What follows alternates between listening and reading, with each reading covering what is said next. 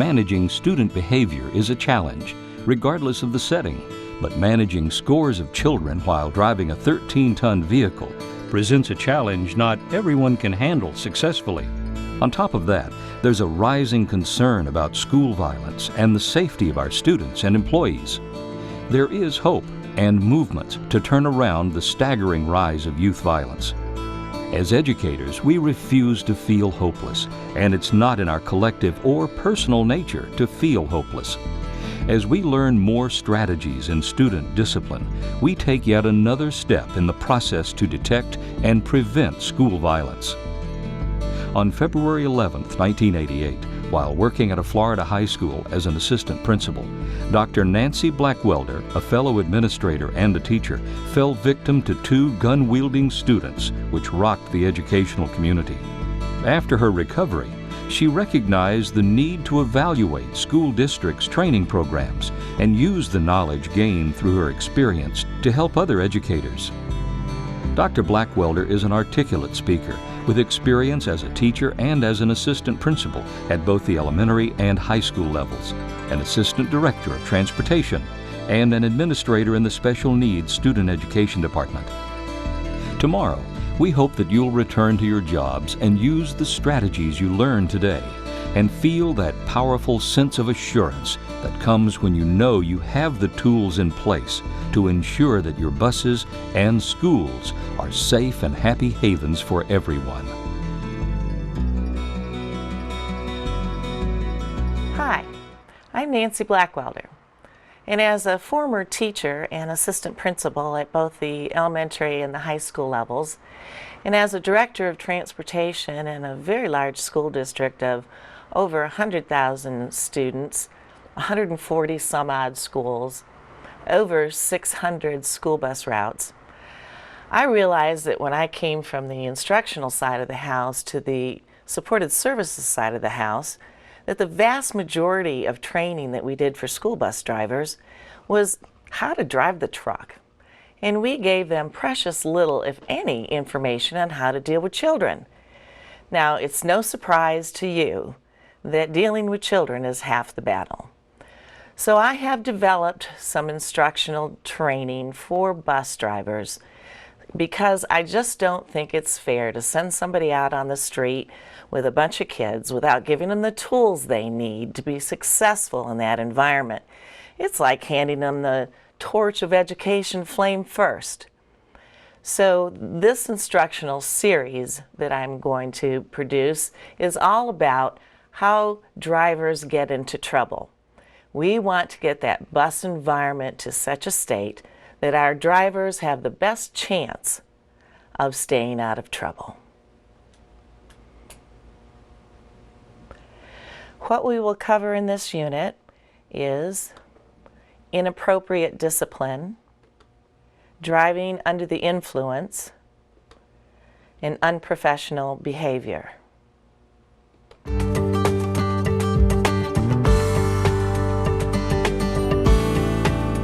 Disciplining children is likely the most difficult part of a bus driver's job. Closing the windows on a hot day, tapping the brakes, to warn the students to sit down, screaming at the whole bus for the indiscretions of a few, and threatening consequences that can't be delivered are but a few of the inappropriate practices that can get drivers into trouble. Let's look at a few incidents where the driver went wrong and think about what should have been done instead. Here's our first headline. Ohio school bus driver accused of ordering attack on a 13-year-old boy caught on tape. You know what? You either get up here or I'm going to send it back to you. Oh, what I mean? Yes! Oh, God, no.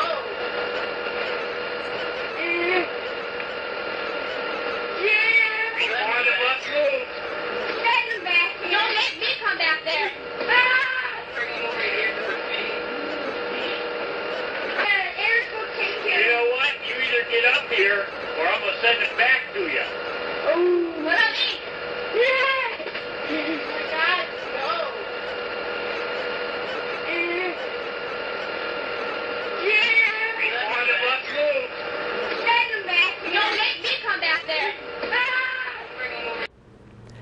So what would you do? Is it appropriate to ask another student to discipline a youngster? Is it appropriate to ask another student to physically intervene? Instead of saying, "Don't let me come back there," what should the driver have done? What would you do?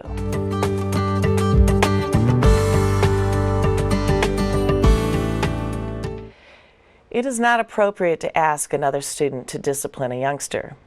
Discipline is the driver's job. Certainly, you would never ask another student to intervene physically. If they were injured in their attempt to help, there would be consequences for putting the student in harm's way. Instead of repeatedly threatening to come back and talk to the student, the driver should have pulled off the road and addressed the problem, or give clear directives with a choice of compliance or the consequence of noncompliance, and delay the conference until there is no audience. Here's another headline. Caught on tape. A school bus driver slams a 6-year-old girl onto the floor who won't sit still. Camera. The little girl's mother is sharing it. Take a look here. It happened back on January 20th in Snohomish. You can see the girl turning around and standing up in the aisle when the driver reaches around, grabs her backpack, and yanks her down to the floor of the bus. The school district says the driver was immediately placed on leave. So what would you do? Is it appropriate for a driver to grab a student and throw them onto the floor? What should the driver have done?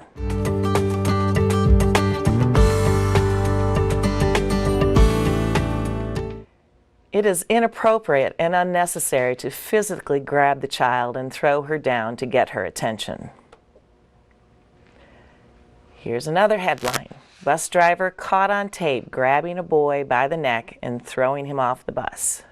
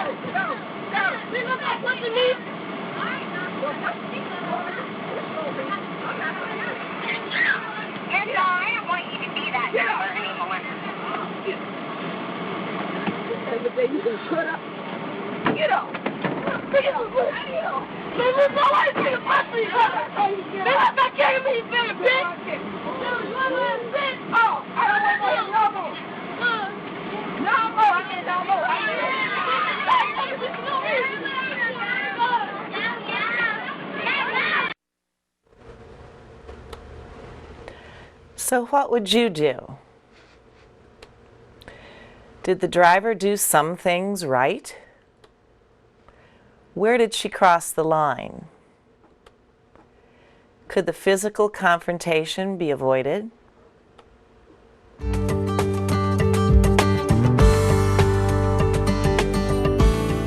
The driver did do some things right. She needed to address the disruption, and she did. As she walked down the aisle, she instructed other students to have a seat and got to the non-combatants out of harm's way. So far, so good. Then she felt the one student hit her, seemed inadvertent, and she reacted by pushing the student. When he reacted to the physical aggression, she grabbed him by the throat and escorted him off the bus. If a driver chooses to get physical with a student, there's a good chance the situation will escalate into a major confrontation. Here's another headline. Did school bus driver go too far?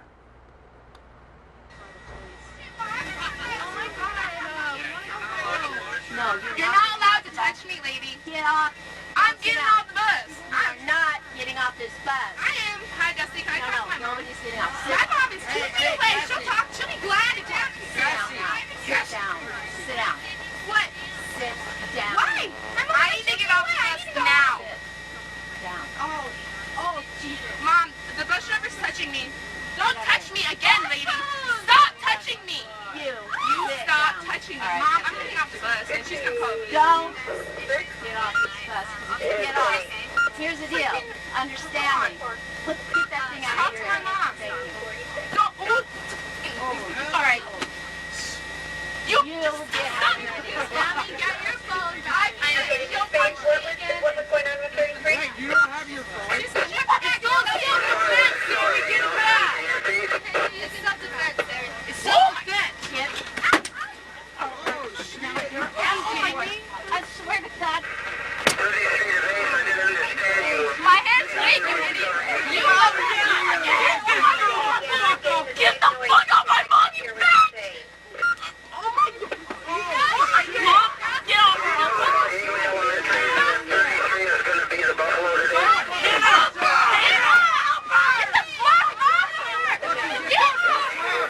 Get off! Get off! Let that man on the bus so he can do something about it! Get off! You get off of me! Get off! My mom! Get off! Get off me! Get the fuck off me! My freaking trucker! Oh my God, my mom's coming. I don't have my phone. The trucker! Fucking stop hitting me! Sorry, what is the door? Get off me! Get off! Get off! The fuck off me! Get off! Okay, get the hell off! I don't know. Open. Hey, what's it called?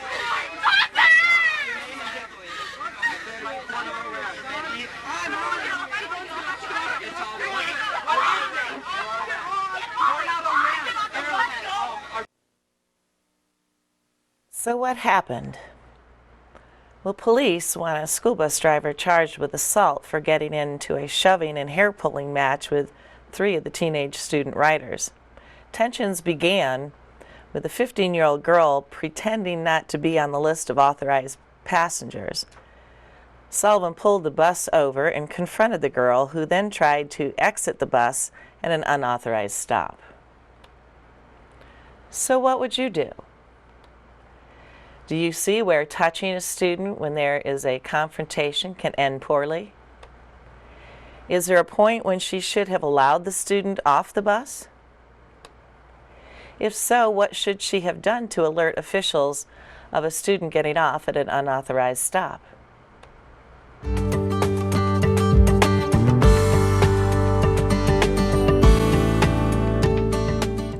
We don't have enough information to determine if it was necessary to pull the bus over and confront the student.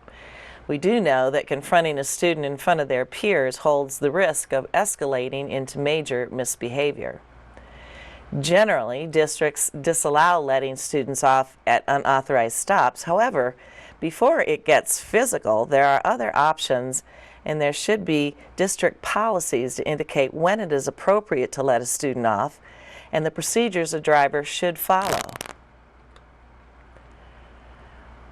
Here's another headline. Bus driver kicks 8-year-old girl off the bus for not staying in assigned seat.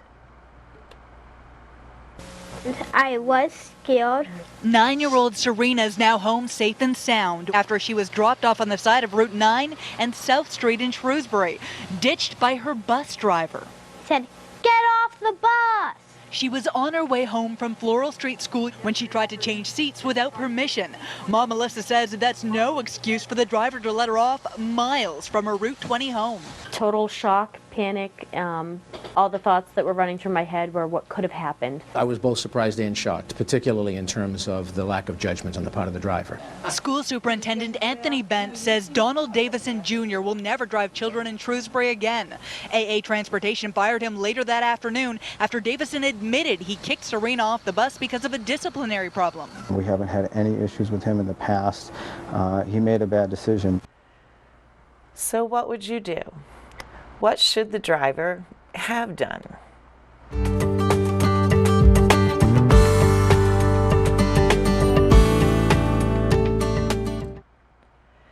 It is totally inappropriate for a driver to kick a child off the bus. The driver could have called for assistance when he pulled over. Here's another headline. Driver beats up 12-year-old student. This way. This is the front of the bus. That's the way you face.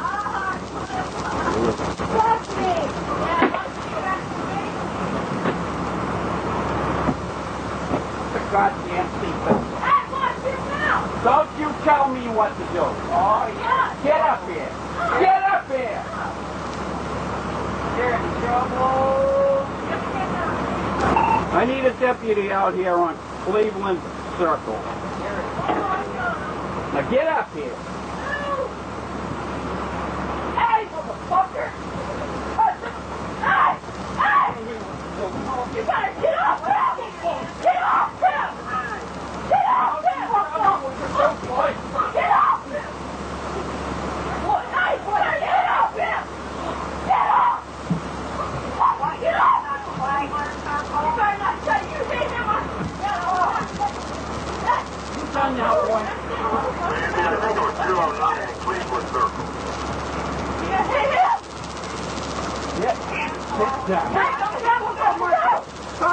Carney, I swear to God, I'm not your last run up straight. Carney, you gotta leave him alone. No. You're already fired. You're going to jail, boy. Yeah. Don't let me off this bus. Let me off the bus. Call that deputy. Call the deputy. Hurry up. Come on. So what would you do? Once he called in for assistance, was there any reason to go back and confront the student? When the other student cursed him, was the driver's reaction necessary?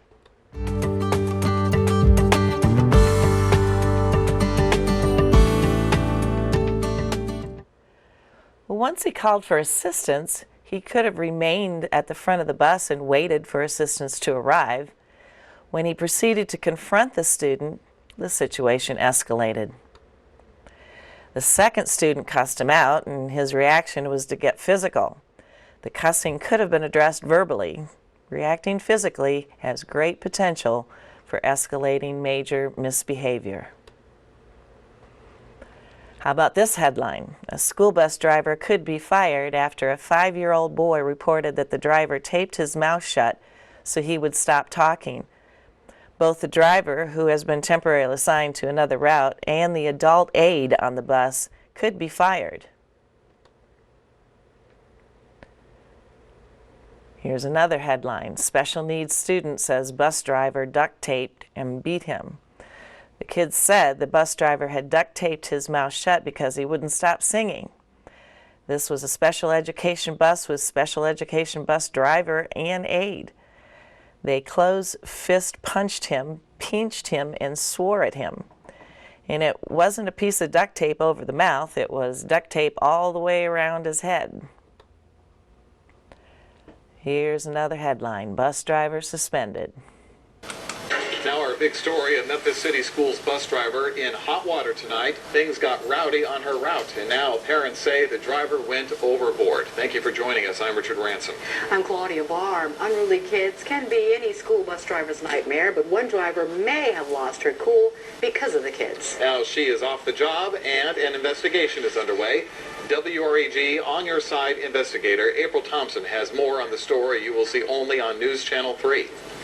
Richard, the bus picked up the White Station Middle School students as usual yesterday afternoon, but a ride that was supposed to take a few minutes took much longer and ended with some frightened students, upset parents, and a very frustrated driver.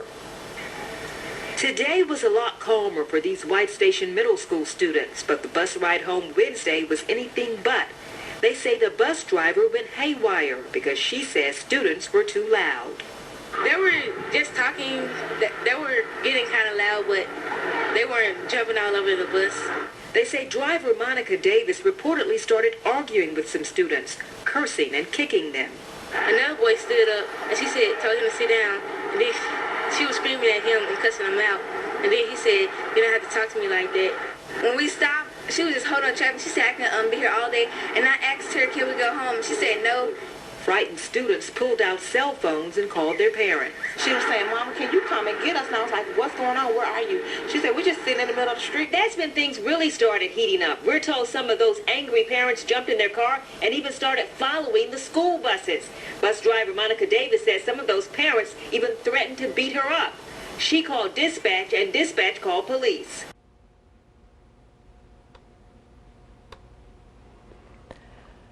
So what would you do? Do you think the driver escalated the problem by cursing and kicking the student? Pulling the bus off the road and waiting for compliance is definitely a valid method. Was there a point where she should have tried something different?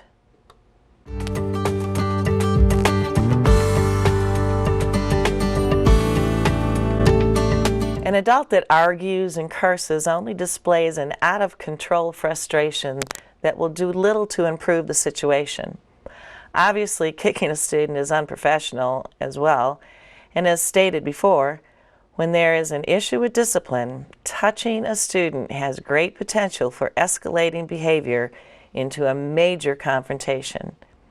If you pull a bus off the road, you can't just keep kids there indefinitely without calling for assistance. What is your perspective on dealing with kids? Well, you know, you can't make kids behave. You have to make them want to behave for you. You need to learn to praise publicly and criticize privately. Consequences don't anger students. Injustice does. Keeping things fair. Stay objective. Kids are boundary testers. Drivers are boundary keepers. Don't take misbehavior personally. And youngsters may not remember what we teach them, but they will always remember how we treated them. So what are some of the common pitfalls? Well, punishing the entire load. It's extremely rare that every single bus rider has been guilty of misbehavior. Although the driver may feel that the whole group has conspired against them, it is worth taking time to make sure that you are only punishing the wrongdoers. Punishing the whole group will only serve to alienate students who have made an effort to behave. Shouting. Shouting is a form of verbal assault. Although raising your voice may be necessary to forestall a dangerous situation, shouting should never be used as a weapon or to dominate or intimidate a student. So, what are some consequence ideas that are appropriate? Well, the verbal reprimand is what you'll use the vast majority of the time. You're going to describe what is wrong, why it's wrong, what the consequences are for continuing to do it wrong, give them time to react, and then act appropriately thereafter. You could have a kid be the last one off the bus. Could be the last one on the bus. If you're the kind of driver that gives kids rewards for positive behavior, you could withhold rewards. You can change a seat temporarily. Make older students sit with younger ones if you have a mixed load K-12. Assigned seats permanently. You can have the kids sit in the seat next to the driver. You could have a student conference. Now, one of the things that I suggest when you have a student conference, so I would have drivers that would say to me, well, you know this schedule you have me on? I don't have time for a student conference. But what you have to understand is that kids have about a 30-second attention span for somebody telling them what to do. After 30 seconds, they've gone to the Bahamas and back. They're hearing wah, wah, wah, wah, wah. So what you really need to do is limit what you say to a child to 30 seconds. And certainly you can afford 30 seconds on your route to have a talk with a kid, and I suggest that you do it in a certain fashion, what I call like an Oreo cookie. You start with the cake, with the sweet stuff, and then you have the stuff in between, which is where you're telling them what to, the rules are, why we have the rules, what the consequences are for not abiding by the rules, and then you end with some sweet stuff. So your conference may look like this. You start by saying, pulling out some kind of strengths that child has. Because not every kid that gets into trouble is all bad, right? They have good things about them and good behavior that they exhibit. So talk about that first. And then you come with the but. But here's the rule. Here's why we have the rule. Here's the consequence if you keep violating that rule. And then you end with the sweet stuff again by saying, now you go into school and you have a good day, and I look forward to seeing you this afternoon. If you have radios on your bus, AM/FM radios, you could turn off the radio. You could turn it to a radio station they don't like. If a child has a problem with being a Pop-Tart and getting out of the seat and feet in the aisle, you could assign them a window seat. The classic pull off the road, I can wait, that works best in the afternoon when kids are wanting to get home. You could write a note to the parent. You could give the parent a phone call. You can send the student to the principal. And you can return the bus to school. That likely is going to happen more with substitutes than a regular driver. But keep in mind that if it's unsafe to proceed down the road to a stop, it's probably unsafe to also drive back to the school. And you can request a conference with the parents and the principal.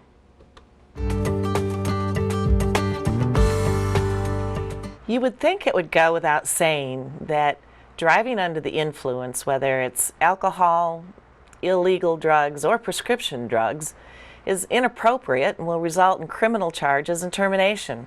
However, drivers test positive for drugs and alcohol all the time. It's better to miss a day of work than to jeopardize your job and the lives of others. You can only shake your head and wonder what they were thinking as we watch the following videos. Here's a headline: former New York school bus driver pleads guilty to 37 counts of reckless endangerment for driving school bus drunk.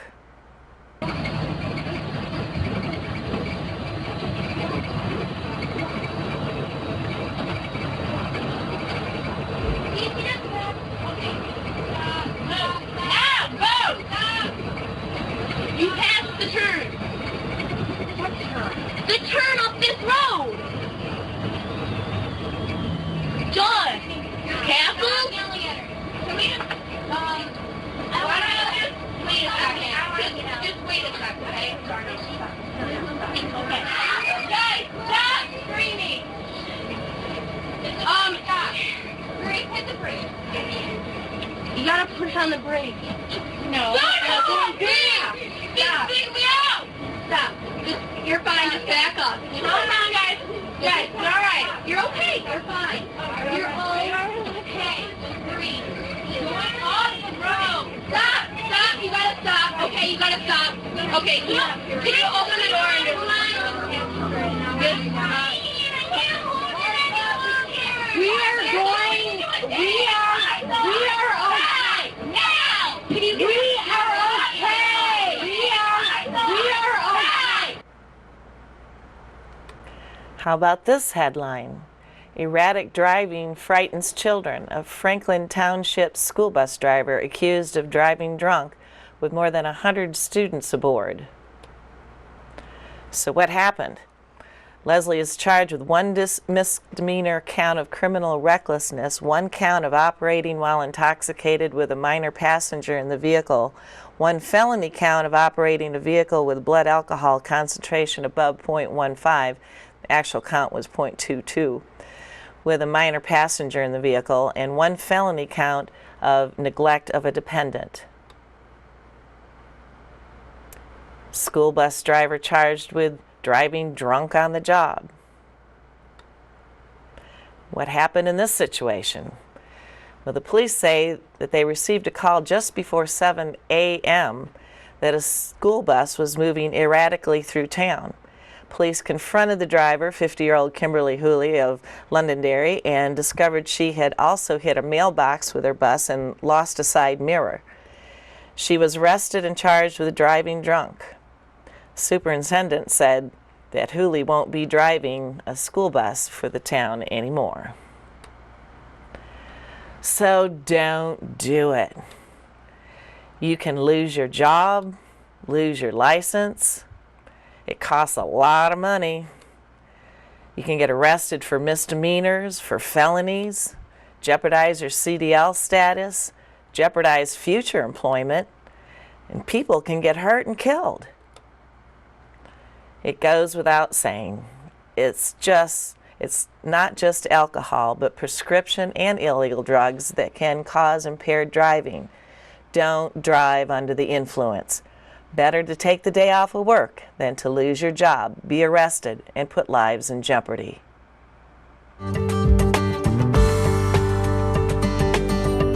Harassment, bullying, lying, and arguing are all unprofessional conduct that can lead to a hostile workplace and can get you into trouble. Also, the lack of confidentiality of student records can not only get the driver in trouble, but can open the school district to lawsuit. This is a warning. The next slide contains rough adult language that may be offensive to some. Here are the headlines. School bus driver suspended after caught on tape using foul language while screaming at the students. Fucking safe and sound. You fucking want to be disrespectful? You can get off the fucking bus and walk. You fucking are loud, fucking obnoxious people. And how can I fucking concentrate? You say, go this fucking way, go that way. Fucking do you know how fucking hard it is? Well, fucking shut your mouth. There are behaviors that are in direct conflict with being a professional. We will discuss 5 of the most common violating behaviors. Harassment is a violation of professionalism. Harassment is offensive conduct and includes comments about a person's physical characteristics, sexually suggestive or offensive remarks that interfere with a person's ability to successfully perform their job, banters, jokes, or innuendos of an offensive nature that make other people feel uncomfortable. Bullying is a violation of professionalism. A person is bullied when he or she is exposed repeatedly over time to the negative actions of others, having difficulty defending him or herself, experiencing aggressive behavior that involves unwanted negative actions, a pattern repeated over time, and an imbalance of power or strength. As a teacher, I had an experience with another teacher who was a bully. It would seem that he would get angry at one of the teachers and he would make concerted effort to make their life miserable. He would run around the school and talk to all the other teachers and spread rumors about them, put nasty notes on their desk, refuse to acknowledge when they passed in the hall, and it was seriously uncomfortable. But he only did it to one teacher at a time. And sooner or later, somebody else would aggravate him, and his focus would move there. And, you know, as a fellow teacher, you kind of hated to see somebody else being bullied around, but you kind of sat back and said, you know, better he than me. But it makes for a seriously hostile work environment if you're subjected to that, or if you find yourself conducting yourself in that manner. Arguing is a violation of professionalism.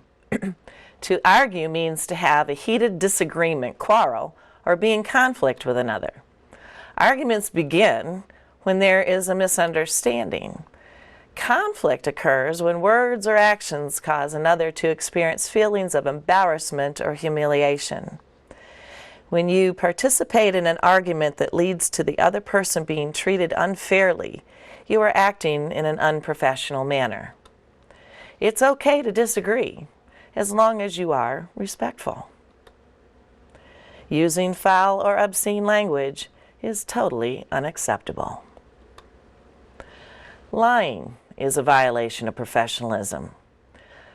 It's unprofessional behavior that is deceitful, dishonest, and insincere.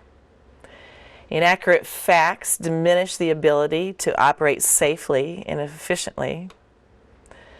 And what about a white lie? A lie is a lie, no matter what color you call it. Lack of confidentiality is a violation of professionalism. The Family Educational Rights and Privacy Act, FERPA, is a federal law that protects the privacy of student education records. Here's some headlines. School secretary suspended after making copies of student records. So what happened in this instance? Well, a secretary at the school admits that she copied student documents and provided them to her attorney. Officials learned of the copying and met with their attorney and was later placed on suspension due to the copying of confidential student records in violation of Illinois School Student Records Act and FERPA.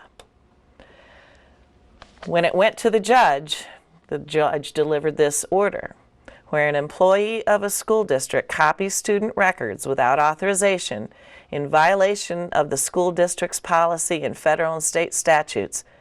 A decision by the Board of Review of the Illinois Department of Employment Security to deny unemployment benefits was properly confirmed by the Circuit Court and affirmed on appeal. So generally, schools must have written permission from the parent or eligible student in order to release any information from a student's education record. All information you receive or generate about a student is part of their educational record. That includes student address, phone number information, discipline referrals, videos on the bus, special needs programs and IEP contents, medical records, and seating charts.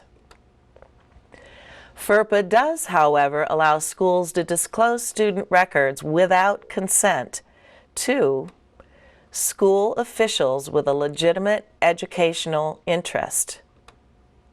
FERPA recognizes that transporters can have a legitimate educational interest in student information such as student emergency information, information about students' medical needs that may concern the bus driver, information about students' disciplinary history so that drivers and transportation officials can make appropriate recommendations or decisions about bus discipline. FERPA also allows schools to disclose student records without consent to first responders in an emergency. This may be done if the knowledge of such information is necessary to protect the health and safety of the student or other persons. So it's necessary to be extremely careful should the opportunity arise professionally or socially to use a student's name in casual conversation. So if you are in the driver's lounge talking to another driver and they ask you about a student on your bus, if that driver has no legitimate educational purpose, in other words, that driver will never have an opportunity to drive your bus or deal with that student, then you have no right to share any information with that driver. Say your next door neighbor is having a problem with his student and one of the kids on your bus. And they know that that kid is riding your bus and they come and ask you if you're having problems with that child and what's going on. Even though they're your next door neighbor or your best friend, You have no business sharing any information about that child.